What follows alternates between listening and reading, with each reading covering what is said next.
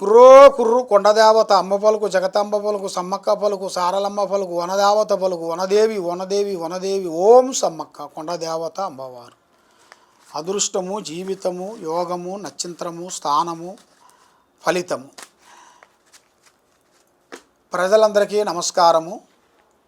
September నెల, ఈ క్రోధినామ సంవత్సరము సెప్టెంబర్ నెలలో వృశ్చిక రాశి ఫలితాలు.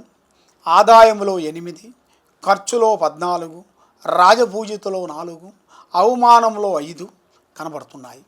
కాబట్టి అదృష్టము, జీవితము, స్థానము ఈ జాతకములో ఉండవలసిన వాళ్ళ నక్షత్రాలను ప్రకారంగా మనం చూసుకుంటే విశాఖ నక్షత్రము 4 పాదములు, అనురాధ నక్షత్రము 1, 2, 3, 4 పాదములు, తర్వాత జ్యేష్ఠ నక్షత్రము 1, 2, 3, 4 పాదములు. ఈ నక్షత్రములు కలిస్తేనే ఈ వృషభ రాశి ఫలితాలు. ఈ వృషభ రాశిలో అదృష్టము, జీవితము, లలాటకము, యోగము వీళ్ళకి శని ప్రభావము ఎక్కువగా కనబడుతుంది. వ్యవసాయంలో అనేది వీళ్ళకి పెద్దగా అభివృద్ధి అనేది పెద్దగా కనబడతలేదు. రాజకీయ ఫలితాల్లో చూసుకుంటే చాలా వరకు చాలా విధానాలుగా బాగుంది. విద్యారంగంలో చూసుకుంటే చాలా వరకు వీళ్ళకి విద్యారంగంలో అనుకున్న దాన్ని సాధించగలుగుతారు. ఎంతలా సబ్జెక్ట్ అయినా కూడా అవలీలగా చదివేసే అంత టాలెంటు వీళ్ళకి ఆ భగవంతుడు వీళ్ళకి ఆ కృషి ఇచ్చాడు. కాబట్టి వీళ్ళు ఎక్కువగా పూజించాల్సింది భగవంతుడు పారార్థనలు అనేది ఎక్కువగా చేయాలి. దేవుడు పూజలు చేయాలి. చేసిన దాని వలన వీళ్ళకి మెయిన్గా మనశ్శాంతి, లక్ష్మీ శాంతి, గృహశాంతి కలుగుతుంది. మెయిన్గా శ్రీ అయ్యప్ప స్వామి పూజ చేయాలి. తర్వాత వీళ్ళు ఎక్కువగా నవగ్రహాలు చుట్టూ తిరగాలి. నవగ్రహాలు చుట్టూ తిరిగి నవగ్రహ పారార్థన అనేది ఉంటుంది. ఆ నవగ్రహ పారార్థన అనేది చేస్తే వీళ్ళ మీద ఉండాల్సిన అష్టదరిద్ర దోష నివారణ అనేది పటాపంచలైపోతుంది. కాబట్టి 2 గ్రహాలు అనుకూలంగా లేవు వీళ్ళకి. ఆ గ్రహాలు కానీ వీళ్ళకి శాంతమైతే వీళ్ళు ఏ కార్యక్రమం చేసినా కూడా పెద్ద పెద్ద కార్యక్రమాలను తప్పకుండా పూర్తి చేసే యోగం కనబడుతుంది. కాబట్టి స్నేహాల్లో చాలా జాగ్రత్తగా ఉండాలి. అధిక స్నేహం ప్రాణానికి మోసం. వీళ్ళ చేతుకుంటా కొంచెం లక్ష్మి పోతుంది, మళ్ళీ వచ్చేటప్పుడు తిరిగి రాదు.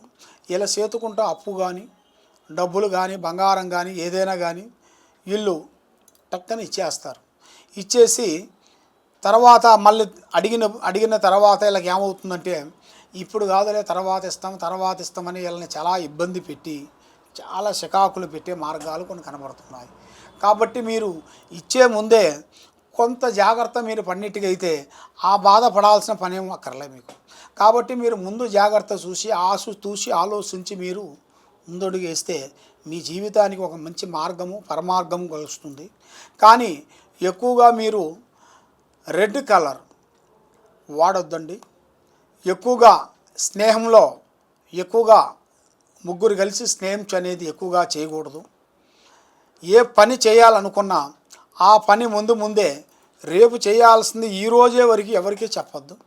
అది చెప్పిన దాని వలన కొన్ని చికాకులు, ఇబ్బందులు కొన్ని కలిగి మనశ్శాంతి లేకోకుండా అయ్యే మార్గాలు కొన్ని కనబడుతున్నాయి.